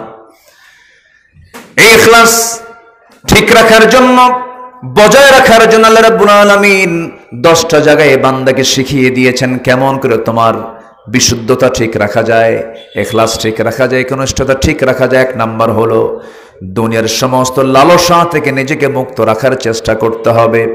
আল্লাহ রাব্বুল আলামিন বলেন, মান কানা ইউরিদুল হায়াতাদ দুনিয়া وزينتها نوفى إليهم أعمالهم فيها وهم فيها لا يبخسون। জোরে বলুন আল্লাহু আকবার। দুনিয়ার সমস্ত অবৈধ লোভ লালসা থেকে নিজেকে পরহেজ রাখার চেষ্টা করতে হবে। নিজেকে সমস্ত অবৈধ চিন্তা থেকে দূরে রাখতে হবে। লোভ আসতেই পারে, কিন্তু অবৈধ কোনো লোভ আসা যাবে না। নারীর প্রতি টান আছে না নাই বলেন? পুরুষের নারীর প্রতি টান আছে না নাই? অনেকে চুপ করে আছেন, মনে হয় সব ফেরেশতা হয়ে বসে আছে। নারীর প্রতি পুরুষের টান আছে না নাই? যার নাই সে পুরুষই না। এই তো কেবল আওয়াজ পাচ্ছে, ঠিক? হ্যাঁ, টান তো থাকবেই। হাওয়ার প্রতি কার টান ছিল? বলেন বলেন। আমার বাপেরই টান ছিল, আমার তো টান থাকবেই। টান ছাড়া হবে না তো, টান থাকতে হবে। কিন্তু আল্লাহ পাক এই টানটা দেখতে চান অবৈধভাবে না বৈধভাবে? কিন্তু এখনকার টান কি? গাছের গোড়ায় গোড়ায়, ক্যাম্পাসের সামনে গাছের গোড়ায় গোড়ায়, জোড়ায় জোড়ায় কপত কপতি যুবক যুবতী হাতে হাত মিলে বুকে বুক মিলে সারাদিন কুটকুট করে বাদাম খায়, আর একটাই কথা, তুমি আমার আমি তোমার। যেরকম নাউজুবিল্লাহ। এই টান কি বৈধ না অবৈধ? আল্লাহ পাক কোন টান দেখতে চান? বৈধ টান না অবৈধ টান? বৈধ। বৈধ হচ্ছে সেখানে স্বীকৃতি থাকতে হবে, ইজাব কবুল থাকতে হবে, সামাজিকভাবে প্রতিষ্ঠিত সম্পর্ক থাকতে হবে, সাক্ষী থাকতে হবে, ওলি থাকতে হবে। ওলি নাই, বিয়ের বৈধতা নাই। সাক্ষী নাই, বিয়ের বৈধতা নাই। আর এখনকার সাক্ষী কি জানেন? ছেলে মেয়ে প্রেম করে। প্রেম না তো, এটা জেনা। প্রেম হলো বিয়ের পরে। প্রেম শব্দটা আসলেই কিন্তু সুন্দর শব্দ। এই শব্দ মানাই হলো বিয়ের আগে না বিয়ের পরে? বিয়ের পরে। ছেলে মেয়ে অবৈধ সম্পর্ক। 4-5 বছর পর ছেলে মেয়েকে থুয়ে দৌড় মারতেছে। মেয়ে এখন ওর কলার ধরে টান দিয়ে কয়, বিয়ে কর। কে বিয়ে করবো? আমি খাওয়াবো কেমনে? তুই এতদিন এরকম নোংরা সম্পর্ক করলি কেমনে? এক্ষুনি বিয়ে করতে হবে তোর। কে সাক্ষী নাই, তোকে সাক্ষীর দরকার নাই। আকাশ সাক্ষী, বাতাস সাক্ষী, এই বটগাছ সাক্ষী। তুই আমার কবর আবুল। কি কথা কি বুঝতেছেন আপনারা? এই হচ্ছে নোংরামি। আল্লাহ পাক নোংরামির কোন সম্পর্ক দেখতে চান না। ওয়ালা মুত্তাখিদি আখদান ওয়ালা মুত্তাখিদাতি আখদান। গোপন গোপন কোন নোংরামি চলতে পারে না। লালসা থাকবে, কামনা থাকবে, বাসনা থাকবে, সম্পদের প্রতি টান থাকবে, নারীর প্রতি টান থাকবে। এই টানগুলো দিয়ে দিয়েছেন স্বয়ং আল্লাহ তাআলা। আল্লাহ রাব্বুল আলামিন বলেন, যুয়িনা লিন-নাসি হুব্বুশ শাহাওয়াতি মিনান নিসা ওয়াল বানিনা ওয়াল কানাতিরিল মুকান্তারাহ মিনাল যাহাবি ওয়াল ফিদ্দাতি ওয়াল খাইলিল মুসাওওয়ামাতি ওয়াল আনআমি ওয়াল হারথ যালিকা মাতাউল হায়াতুদ দুনিয়া ওয়াল্লাহু ইনদাহু হুসনুল মাআব। জোরে বলুন আল্লাহু আকবার। মানুষের জন্য ডেকোরেট করা হয়েছে, আকর্ষণীয় করা হয়েছে, মোহগ্রস্ত করা হয়েছে 6টা জিনিসকে। এর মধ্যে 1 নম্বর হলো নারী। পুরুষের জন্য আবার নারীর জন্য পুরুষকে আকর্ষণীয় করে দেওয়া হয়েছে, সন্তান সন্ততি আকর্ষণীয় করে দেওয়া হয়েছে। এগুলো থাকবেই, কিন্তু আল্লাহ তাআলা চান এই সম্পর্কগুলো, এই আকর্ষণগুলো, এই টানগুলো বৈধ করে করো। এই লোভ থাকতেই পারে। যৌন কামনা খারাপ কোনো কাজ নয়, যৌন কামনা থাকতেই হবে। এছাড়া আল্লাহর বান্দা দুনিয়াতে আসবে কেমনে? কিন্তু আল্লাহ চান এই সম্পর্ক হোক অবৈধ পন্থায় না বৈধ পন্থায়। বলেন বলেন, অবৈধ পন্থায় না বৈধ পন্থায়? নারী সংস্কারের নামে একটা কমিটি গঠন হয়েছে, আপনারা জানেন তো সবাই, সচেতন মানুষ, সিটির মানুষ। নারী সংস্কার কমিশন তারা দাবি করছে যে যারা সেক্স ওয়ার্কার, যারা যৌন কর্মী, যারা তাদেরকে শ্রমিক হিসাবে প্রতিষ্ঠিত করা হোক। যেরকম নাউজুবিল্লাহ, এটা একটা আলোচিত ইস্যু। এখন আমার দেশে এটা নিয়ে অনেক কিছু হচ্ছে। সম্মানিত ভাইয়েরা, সম্মানিত বন্ধুগণ, তারা বলছে উন্মুক্ত গর্ভপাত, মানে গর্ভপাতকে উন্মুক্ত করে দেওয়া হোক, যার থেকে আসুক না কেন সন্তান হয়ে যাবে, এটাকে বৈধতা দেওয়া হোক। এরপর স্লোগান দিচ্ছে তারা, পুরুষের ক্ষমতা ভেঙে করো সমতা। এরকম করে বিভিন্ন স্লোগানগুলো দেওয়া হচ্ছে। আচ্ছা বলুন তো, নারী পুরুষ কি সমান হতে পারে? নারীর চামড়া আর পুরুষের চামড়া কি একরকম? পুরুষের চামড়া শক্ত না মেয়ের চামড়া শক্ত? এই শক্ত কে করে দিয়েছেন? দোষ কার? আল্লাহর দোষ। হ্যাঁ, পুরুষের চামড়া আল্লাহ পাক শক্ত করে দিয়েছেন। কেন? এরা খেজুর গাছে উঠবে। কোন গাছে উঠবে? খেজুর গাছে কি রস লাগানোর জন্য কি লাগায়? ওটা ঠিলা লাগাবে, ডঙ্গি লাগাবে। এটা পুরুষের কাজ। পুরুষ কি করবে? ঠেলা গাড়ি ঠেলবে, 3 বস্তা ওজনের চাল মাথায় নেবে, এটা পুরুষের কাজ। ইট ভাঙবে, এটা পুরুষের কাজ। নারীর কাজ তো এখানে নয়। পুরুষ হচ্ছে টায়ারের ভূমিকায় আর নারী হচ্ছে টিউবের ভূমিকায়। দুটোই লাগবে। টিউব ছাড়া টায়ার চলবে না, টায়ার ছাড়া টিউব চলবে না। কিন্তু টিউবের ভূমিকা বাহির থেকে না ভিতর থেকে? ভিতর থেকে। সে টায়ারকে সুসংহত রাখার জন্য সে বায়ুকে সে ধরে রাখবে, আর টায়ারকে বলবে তুমি চলো। এই রাস্তায় চলতে নিয়ে দুর্গমগিরি, কান্তার মরু, সমস্ত পথ মারিয়ে তুমি তোমার মঞ্জিলে মকসুদে পৌঁছে যাও, আমি ভিতর থেকে সমস্ত বায়ুকে কন্ট্রোল করছি। টিউবের কাজ হচ্ছে ভিতরে থাকা। টিউব যদি বলে টায়ার ভিতরে আমি ঘেমে গেলাম, আমি আর থাকতে পারতেছি না, তুমি এখন বাইরে ভিতরে আসো, আমি বাইরে চলে যাই, সমান অধিকার। ট্রাক তো মাশাআল্লাহ ঢাকা যাবে? যাবে? যাবে না। কারণ টিউবের গায়ে কি করতে হবে? গ্যারেজ করতে হবে। গ্যারেজে যাবে, গাড়ি আর ঢাকা যাবে না। কারণ টিউবের কাজ একরকম, টায়ারের কাজ আরেক রকম। যাকে যেভাবে যে দায়িত্ব দিয়ে আল্লাহ পাক দুনিয়াতে পাঠিয়েছেন তাকে সেই জায়গায় রাখতে হবে। আজকে যৌন অবৈধ সম্পর্ককে উস্কে দেবার জন্য, এটাকে প্রমোট করার জন্য এই সমস্ত ষড়যন্ত্রগুলো আনা হয়েছে। বিদেশিদের কিছু সাহায্য পাওয়ার জন্য, নিজেদের কায়েমি স্বার্থকে বাস্তবায়ন করার জন্য এই ইস্যুটা আনা হয়েছে। আমি হলফ করে বলতে চাই, বাংলাদেশে ধরুন এখন 1 লক্ষ লাইসেন্সধারী যৌনকর্মী আছে। আপনাদের মাঝে আপনি জরিপ করে দেখুন, আল্লাহর কসম করে বলছি, কেউ নিজের ইচ্ছায় এই পথ বেছে নেয় নাই। প্রতারণার শিকার হয়ে হোক, ব্ল্যাকমেইল হয়ে হোক, বাধ্য হয়ে তারা এসেছে। অতএব আমি তাফসীর মাহফিলের এই প্ল্যাটফর্ম থেকে, প্রযুক্তির মধ্য দিয়ে, অনলাইনের মধ্য দিয়ে আমি জানান দিতে চাচ্ছি, নারীকে আল্লাহ পাক যে সম্মান দিয়েছেন, সেই সম্মানের সাথে নারী সংস্কার কমিশন যেটা দ্বারা প্রস্তাব দিয়েছে সম্পূর্ণ সাংঘর্ষিক। যৌন কর্মীদের এটা কোনো শ্রম হতে পারে না, এটা অবৈধ পন্থা, নিকৃষ্ট পন্থা। কোন বাবা তার মাকে, কোন বাবা তার মেয়েকে, কোন বাবা তার, কোন ভাই তার বোনকে এটা কোনোদিন মেনে নিতে পারে না। সম্মানিত ভাইয়েরা, সম্মানিত বন্ধুগণ, যৌন সম্পর্ক আল্লাহ পাক চান, কিন্তু সেই সম্পর্কের মধ্যে আল্লাহ পাক রহমত দেখতে চান। কি দেখতে চান? রহমত দেখতে চান। সেই সম্পর্ক হলো স্বামী স্ত্রী সম্পর্ক, মাওয়াদ্দাতু ওয়া রাহমা, যে সম্পর্কের মধ্যে আছে ভালোবাসা এবং রহমত। আর স্বামী স্ত্রী ছাড়া যে সম্পর্ক হবে, ভালোবাসা কিছু থাকতে পারে, রহমতের সেটা ফোটাও সেই জায়গায় খুঁজে পাওয়া যাবে না। থাকবে সেখানে অসুস্থতা, থাকবে সেখানে HIV, থাকবে সেখানে গনোরিয়া, সিফিলিস, মরণ ব্যাধি রোগ, জেনা আছে যেখানে, নতুন রোগের জন্ম সেখানে। ঠিক কিনা?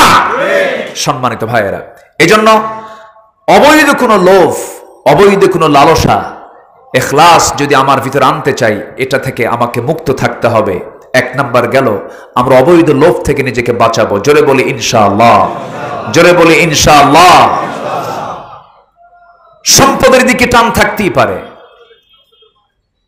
সম্পদের দিকে টান কার না নাই থাকবে, কিন্তু সেটা কি অন্যের সম্পদ না নিজের সম্পদ? ক্ষমতা পাইছেন, অন্যের পুকুর দখল করবেন। ক্ষমতা পেয়েছেন, চাঁদাবাজি করবেন। ক্ষমতা পেয়েছেন, স্বর্ণের দোকানে এসে বলবেন মাসে মাসে এত টাকা চাঁদা দিতে হবে। এই চাঁদাবাজদের কোন নেতৃত্ব বাংলার জমিনে বাস্তবায়ন হতে দেব না। রাজি আছেন কারা কারা? হাত উঁচু করে দেখা। স্লোগান তো আরো দিচ্ছে, আরো একটু শক্ত করে দেন না।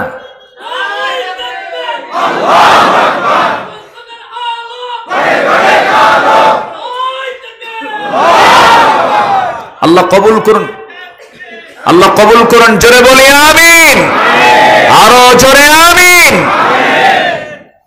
আমি অপ্রিয় হলো একটা কথা আমি বলতে চাই, এখনো চাঁদাবাজি আছে না নাই? আসতে বলবেন না, আছে না নাই? আমরা নতুন বোতলে পুরাতন মদ দেখতে চাই না, আমরা সুন্দর বাংলাদেশ দেখতে চাই। 54 বছর এদের শাসন করেছেন অনেকেই, কেউ 24 বছর, কেউ 16 বছর, কেউ 9 বছর, কেয়ারটেকার গভর্নমেন্টটা কয়েক বছর। মদের আইন পাশ করেছেন, জেনারেল লাইসেন্স দিয়েছেন, সুদের আইন পাশ করেছেন, মদের কারবার করেছেন, কিন্তু সাহস করে এই মুসলমানগুলো নামাজের একটা আইন কেউ পাশ করতে পারে নাই। অতএব আমরা আগামীর সরকার দেখতে চাই নামাজের সরকার, কোরআনের সরকার, ইসলামের সরকার। রাজি আছেন কারা কারা? হাত উঁচু করে দেখা।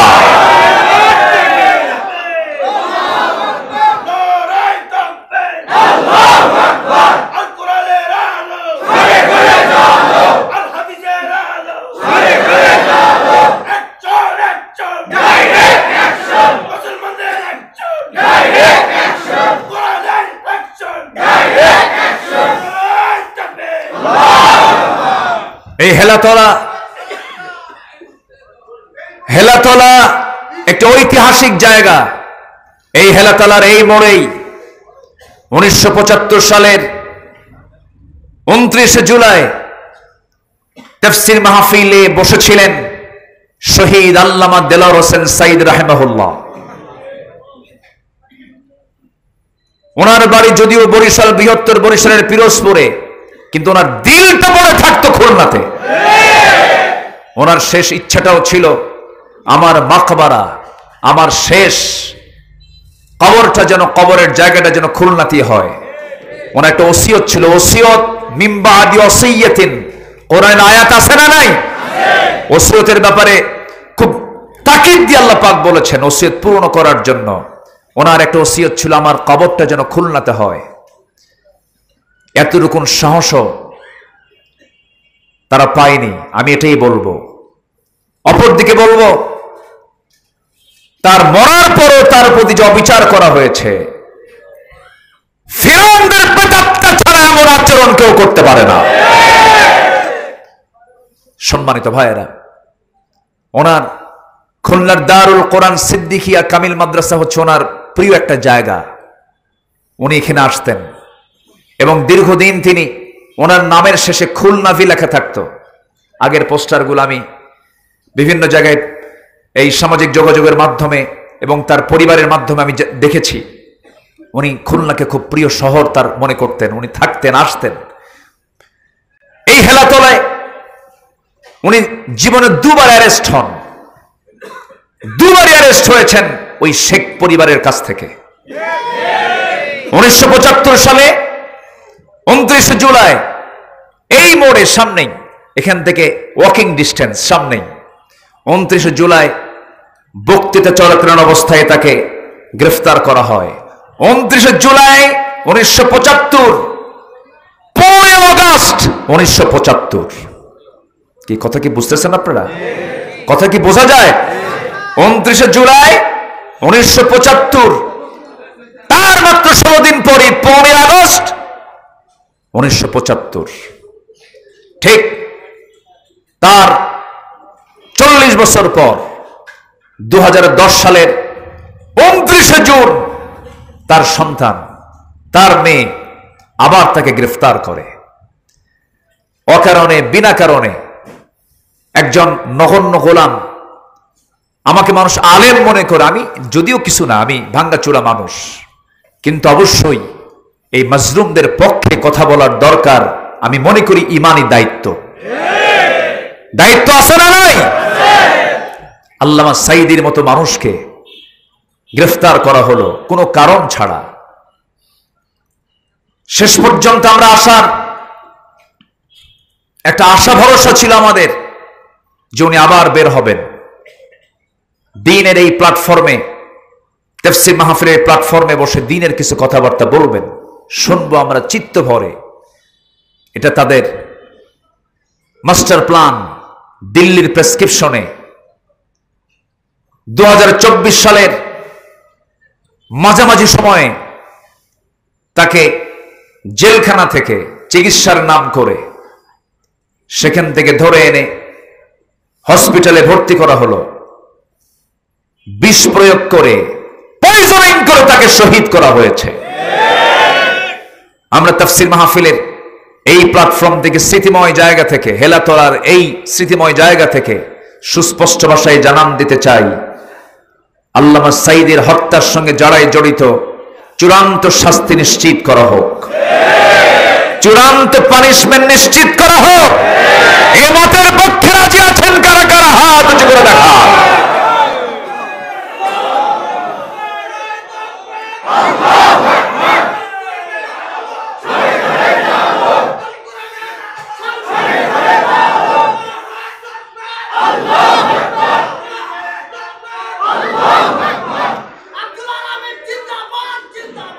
আল্লাহ কবুল করুন, জোরে বলি আমিন।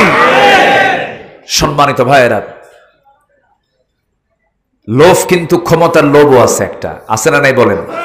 সেই লোভটা থাকতে হবে বৈধ না অবৈধ, বৈধ না অবৈধ।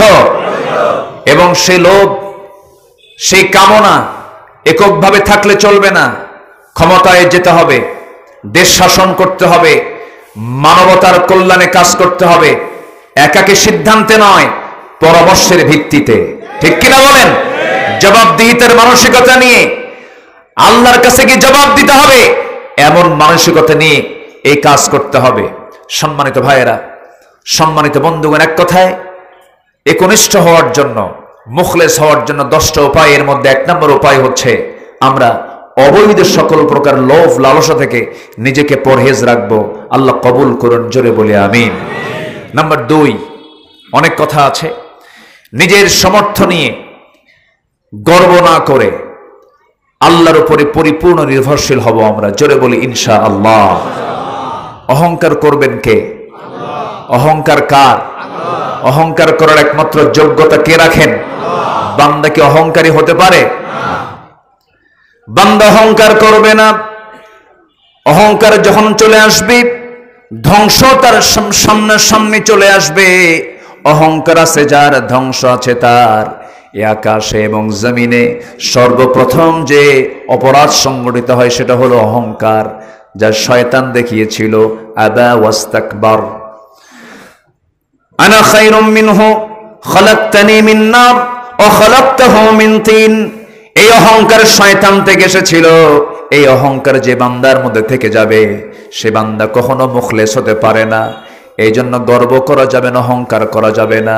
ওয়ালা তামশি ফিল আরদি মারহান ইন্নাকা লান তাখরিকাল আরদা ওয়া লান তাবলুগাল জিবালা তুলা। জোরে বলুন আল্লাহু আকবার। ফিরআউন যেদিনই বলেছিল আনা রাব্বুকুমুল আলা, আমি সবচাইতে বড় রব, সেই দিনই আল্লাহ পাক তাকে ধ্বংস করার পরিকল্পনা করেছেন। ফিরআউন যখন বলেছে আমি সবচাইতে বড় রব, মাটির সঙ্গে পানিতে চুবায়ে মেরেছেন তিনি আমার কে। ওয়া গরাকনা আলা ফিরআউন, ফিরআউনকে আমি শুধু চুবাই নাই, তার 14 গোষ্ঠীকে আমি পানিতে চুবায়া তাকে মেরেছি। নমরুদ তাকাব্বুরি করে বলেছিল আল্লাহ কোথায়? আল্লাহ তাকে কি দিয়ে বিদায় করেছেন বলেন? কি মশা? ন্যাংরা। এটা ভুল, অটিস্টিক মশা। কি মশা বলেন? ন্যাংরা মানে কি? হয়তো কোন একটা আঘাতে তার পাটা হয়তো দুর্বল হয়ে গেছে, ভেঙে গেছে, এটা হচ্ছে ন্যাংরা। আর যে মশা ওকে ঘায়েল করেছে সেটা হচ্ছে অটিস্টিক, মানে জন্মগতভাবেই প্রতিবন্ধী। আছে না এরকম কিছু? এরকম একটা মশা আল্লাহ পাক তার জন্য সিলেক্ট করলেন।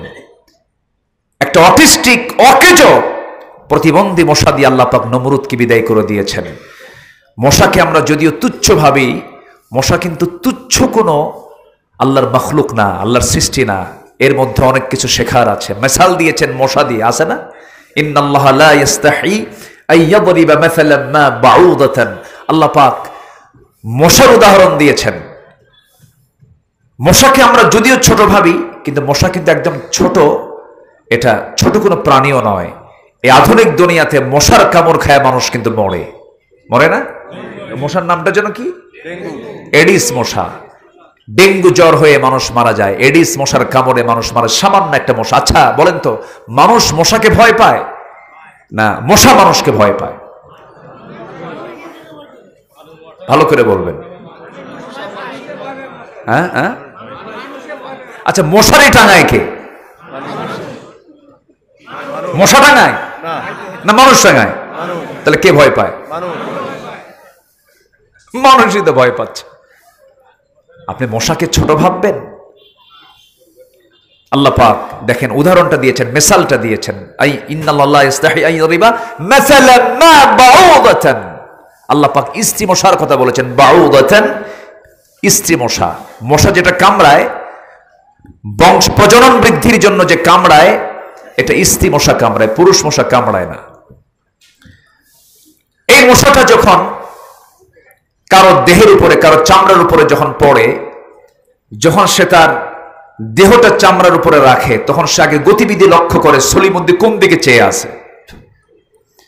সলিমুদ্দিনের চেহারার দিকে তাকায়া সে বসে। বসার পরে আগে হুল ফুটায় না, আগে চতুর্দিক আগে এনেস্থেশিয়া করে নেয়। যারা এখানে মেডিকেল সায়েন্সের ছাত্র থাকতে পারেন, সেখানে ডাক্তার থাকতে পারেন। এনেস্থেশিয়া হচ্ছে মেডিকেলের একটা ভাষা। কি করে? অজ্ঞান করে, এনেস্থেশিয়া করে, একটা অজ্ঞান করে, চতুর্দিকে আগে অজ্ঞান করে নেয়, যেন সেখানে কোনো হুশ না থাকে, অবশ করে নেয়। সুন্দর করে সে তার হুলটা ফুটাতে থাকে, আস্তে আস্তে করে ঢুকায়। সলিমুদ্দিন টের পায় না, ধীরে ধীরে ঢুকায়া এত সুন্দর করে সেখান থেকে মশা রক্তগুলো চুষে নিয়ে তার পেটের মধ্যে উঠায় নেয়। পরিমাণ মতো যদি নেয়, কিছু স্মার্ট মশা আছে, পরিমাণ মতো নিয়ে কখন বসে, কখন খায়, কখন যায় বান্দা বোঝে না। কিন্তু কিছু মশা আছে ছেঁচড়া মশা, আছে কিনা বলেন? খাওয়ার সময় হুঁশ নাই, ওই যে বসছে খাইতে খাইতে ওর পাখার যে ওজন, দেহের যে ওজন, তার চাইতে খাদ্যের ওজন বেশি হয়ে যায়। তখন সে আর উঠতে পারে না, খাইয়াই সেখানেই মরে। এই 16 বছর যারা ছিল তারা খাইছে হলো বেহুশ মশার মতো। ঠিক কিনা বলেন? কি মশার মতো? বেহুশ মশার মতো খাইছে, কিন্তু হুশ ছিল না। এমন খাওয়া খাইছে হজম করতে পারে নাই। এই বৃহত্তর খুলনার সাতক্ষীরা সদরের বারবার নির্বাচিত একজন এমপির বাড়ি বুলডোজার দিয়ে ভেঙে ফেলেছিল, একজন জনপ্রতিনিধির বাড়ি প্রশাসন দিয়ে ভেঙেছিল। তার জবাব পাওয়ার জন্য মাত্র কয়েক বছর পরে প্রশাসন ভাঙ্গে নাই, জনগণ তাদের বাড়ি ভেঙে চুরমার করে দিয়েছে। ঠিক কিনা? হারামের কোন আরাম, হারামের কোন আরাম। লুটপাট করেছে, দেশের সম্পদ দেশে রাখ, তাও রাখে নাই। কারণ বিয়ে বাড়ি তো এই দেশ না, বিয়ে বাড়ি হলো আমেরিকা, বিয়ে বাড়ি ইউরোপ। সন্তানাদি কেউ দেশে থাকে না, সব বাইরে থাকে। দেশের সম্পদ আর করবে কি? গোড়ায় হাত দিবেন। দেশকে প্রকৃত কারা ভালোবাসে তাদেরকে আগে খুঁজে বের করুন। কাদের হাতে দেশ নিরাপদ এটা মাথায় রাখতে হবে। আমি একজন একাই বাংলাদেশ, এটাকে মাথায় নিয়ে চলতে হবে। আল্লাহ পাক প্রত্যেককে সচেতন নাগরিক হওয়ার তৌফিক দান করুন। অহংকার করা যাবে না। অহংকার করেছে ফেরাউন, শেষ হয়েছে। অহংকার করেছে নমরুদ, শেষ করেছেন তিনি আমার কে? আল্লাহ পাক। এই মশা, আপনি রাতের বেলা ঘুমাতে যাচ্ছেন, লাইট দিয়ে দেখতেছেন আপনার ঘরে একটা মশাও নাই, কিন্তু আপনি লাইট বন্ধ করেছেন, মশারি টাঙান নাই, অন্ধকার, 10 মিনিট যাই নাই, দেখবেন আপনার নাকের কাছে কানের কাছে সে সারেগামা পাধানিসা কি আছে, আওয়াজ আছে না নেই বলেন তো? তাহলে এ টের পাইলো কেমনে? আপনি আলোতে দেখলেন না, ও অন্ধকারে খুঁজলো কেমনে? আপনি খুঁজে বের করলো কেমনে? প্রাণী বিজ্ঞান বলছে মশা যদিও ছোট্ট প্রাণী, আল্লাহ পাক এটার উদাহরণ দিয়েছেন কোরআনে কারীমের ভিতরে। যদিও ছোট্ট প্রাণী, কিন্তু এই মশা আল্লাহ পাক তার মধ্যে এমন একটা ঘ্রাণ শক্তি দিয়েছেন, 75 ফুট দূর থেকে টের পায় যে এই 75 ফিট এই এরিয়ার মধ্যে কোন সলির মধ্যে শুয়ে আছে। সুবহানাল্লাহ বলবেন না? জোরে বলি সুবহানাল্লাহ। খুঁজে পায়। আমার বন্ধুগণ, আল্লাহ রাব্বুল আলামিন অহংকার করতে মানা করেছেন। অহংকার করতে যেও না। নমরুদকে আমি মশা দিয়ে শেষ করেছি, ফেরাউনকে আমি পানিতে চুবাইয়া মেরেছি, আবু জেহেলকে আমি নাবালক সন্তানের হাতে আমি তাকে ধরাশয়ী করে ফেলেছি। আবু জেহেল রাসূলকে কি কষ্ট দেওয়া বাদ দিয়েছিল। লোক লেলিয়ে দিয়েছে, সন্ত্রাসী লেলিয়ে দিয়েছে, চোখের সামনে সাহাবে কেরামকে ধরে ধরে কাউকে পিঠের চামড়া তুলে দিয়েছে, জ্বলন্ত অঙ্গের উপরে পিঠ চাপায় ধরে পিঠটাকে ঝাঁঝরা বানায় দিয়েছে, ক্ষত ক্ষত করে দিয়েছে, গর্ত গর্ত করে দিয়েছে। ইয়াসার পরিবারকে চোখের সামনে, নবীর চোখের সামনে শহীদ করে দেওয়া হয়েছে। ইয়াসার রাদিয়াল্লাহু আনহু সামনে দাঁড়ালেন। আবু জেহেল বলল, ইয়াসার শুনলাম কালেমা পড়েছো? হ্যাঁ কালেমা পড়েছি। মারতে মারতে রক্তাক্ত করে একটা পা একটা ঘোড়ার পায়ের সাথে বেঁধে, আরেকটা পা আরেকটা ঘোড়ার পায়ের সঙ্গে বেঁধে দিয়া, দুই দিকে চালায়া দিয়া মুরগি রানের মতো 2 টুকরা করে দুনিয়া থেকে বিদায় করে দেওয়া হয়েছে। সুমাইয়া রাদিয়াল্লাহু আনহা, সেই ইয়াসার রাদিয়াল্লাহু আনহুর স্ত্রী, তাকে ধরা হলো। মারতে মারতে রক্তাক্ত করে দিয়া শেষ পর্যন্ত কালিমা গ্রহণের অপরাধে তার অপরাধী বানায়া বর্ষার আঘাত দিয়া বুক দিয়ে ঢুকায়া পিঠ দিয়ে বর্ষা বের করে সুমাইয়াকেও দুনিয়া থেকে বিদায় করা হয়েছে। শুধু আমার নবীজি এই দৃশ্যগুলো দেখেছেন, ক্ষমতা ছিল না তার হাতে। আমার নবীজি শুধু হাত উঁচু করে বলেছেন, সাবরান আলা ইয়াসার, সাবরান আলা ইয়াসার, ফাইন্না মাউইদাকুমুল জান্নাহ, তোমাদের জন্য জান্নাতের ওয়াদা করা হয়েছে, অপেক্ষা করো, ধৈর্য ধরো। আমার নবীজি মক্কার মাটিতে শেষ পর্যন্ত টিকতেই পারলেন না। দাওয়াতি কাজ বন্ধ হয়ে গেছে। দাওয়াতি কাজ ছিল আমার নবীজির নেশার মতো। আমার নবীজি এই কাজটাকে বন্ধ রাখতে পারলেন না, চলে গেছেন বুক বড় আশা নিয়ে তায়েফের ময়দানে। তায়েফে চলে গেছেন কালিমার দাওয়াত দিতে গিয়ে। আমার নবীজির ছোট্টকাল স্মৃতি বিজড়িত সেই তায়েফের ময়দান, বনু সাদে তিনি ওই দিক দেই হালিমাতু সাদের ঘরে বারবার গিয়েছেন, বারবার এসেছেন। সেই তায়েফে যখন কালিমার দাওয়াত দিতে গেছেন, সেই তায়েফে কালিমার দাওয়াত দিতে গিয়ে আমার নবীজি ফুল পেয়েছেন না পাথর পেয়েছেন?